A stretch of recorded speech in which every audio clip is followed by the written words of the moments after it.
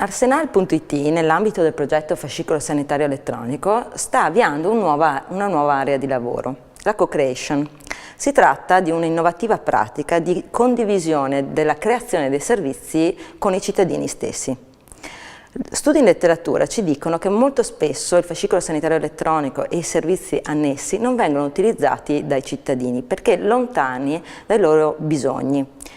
Per non incorrere nello stesso tipo di problema, Arsenal, sulla scorta dell'esperienza portata avanti con gli operatori nel progetto Fascicolo, sta iniziando a implementare un percorso di collaborazione, di co-design con i cittadini, in particolare per quanto riguarda la dematerializzazione della ricetta rossa.